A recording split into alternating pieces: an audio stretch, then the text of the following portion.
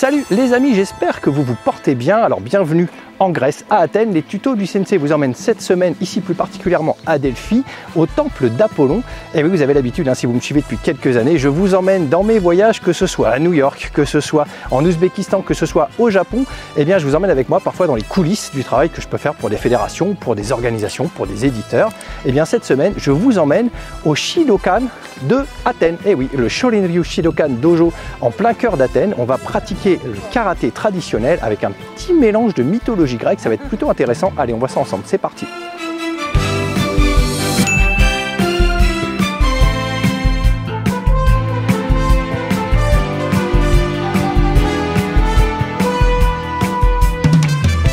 Bon alors les amis, lors du TFP, le titre à finalité professionnelle, on aborde un module qui est très intéressant, qui est l'histoire des arts martiaux et la genèse du karaté. Alors jusqu'à présent, c'est un module qui est dispensé par Francis Didier, l'ex-président de la Fédération française de karaté.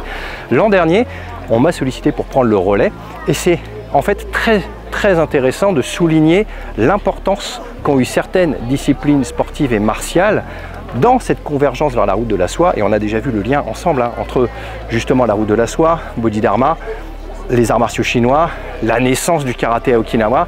Tout ça, ça a un sens qui est assez important. Donc c'est impossible de parler de karaté aujourd'hui sans aborder la route de la soie. Et notamment, une des disciplines martiales les plus significatives, en tout cas dans cette convergence, c'est la lutte gréco-romaine.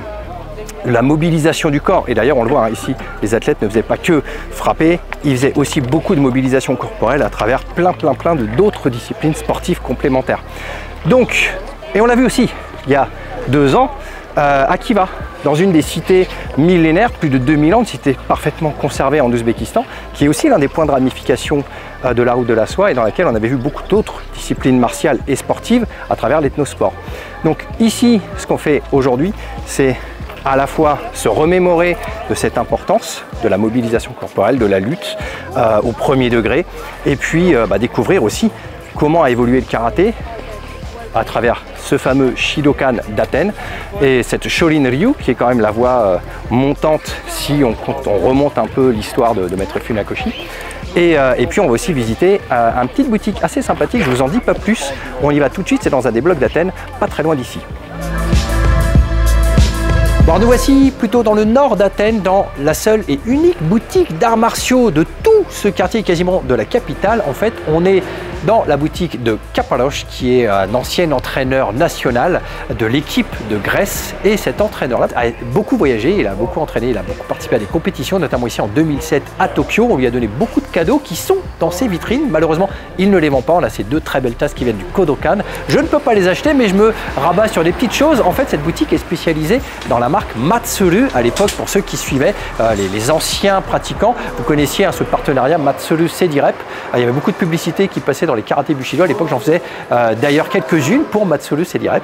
Et bien aujourd'hui, lui, il continue à développer bonjour monsieur, son activité de Matsuru Sedirep et il continue à entraîner. Alors beaucoup plus pour le plaisir. Maintenant, il appelle ça le judo pour tous, parce qu'il a des anciens de plus de 80 ans. Mais voilà, il continue à enseigner pour le plaisir, beaucoup moins pour la compétition, mais voilà, ça permet de découvrir un petit peu des personnages, de découvrir ce qu'est devenu la marque Matsuru en Europe, en tout cas ici en Grèce, et puis de faire un petit peu de shopping.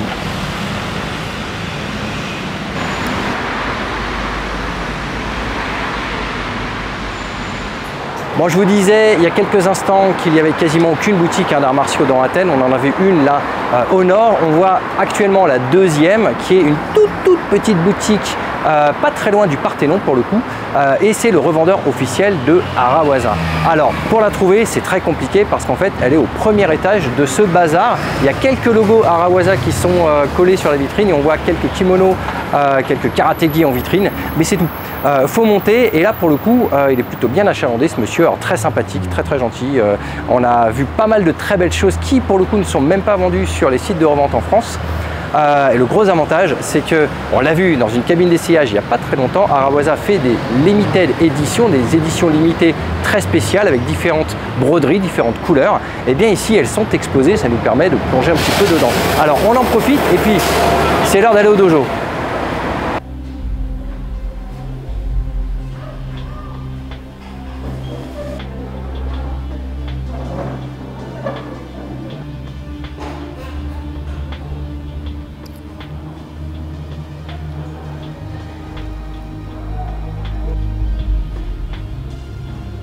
Alors ça y est, nous sommes au Shidokan de Athènes.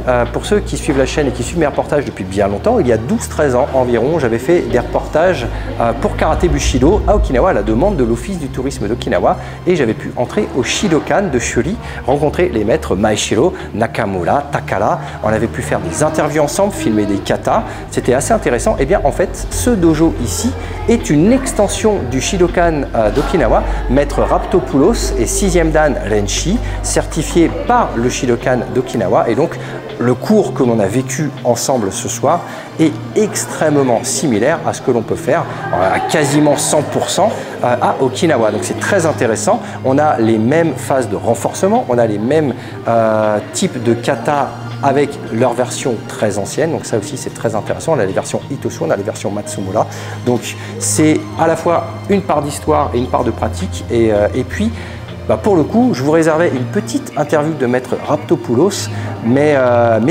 ça ne va pas être possible tout simplement. Et là, vous allez, je pense, comprendre à 200% ce qui se passe. C'est qu'il se sent non légitime de parler de son dojo et de parler de sa filiation avec le Shidokan, parce que ses maîtres sont toujours vivants, et il estime que ce serait un manque de respect.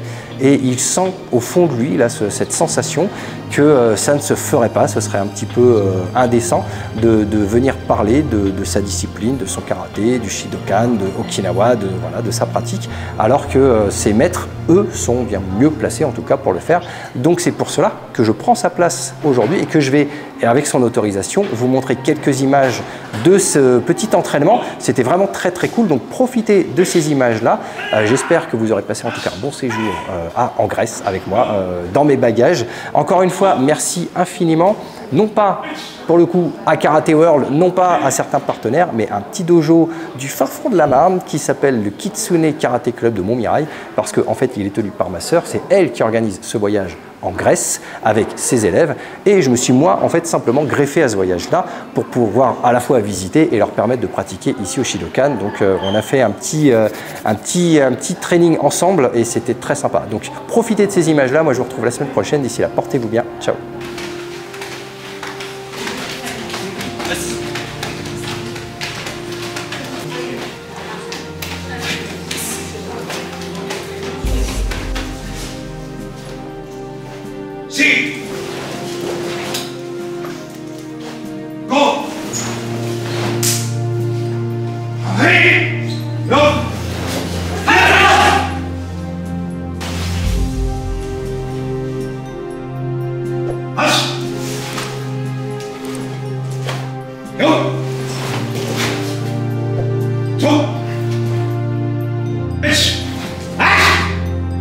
Hey!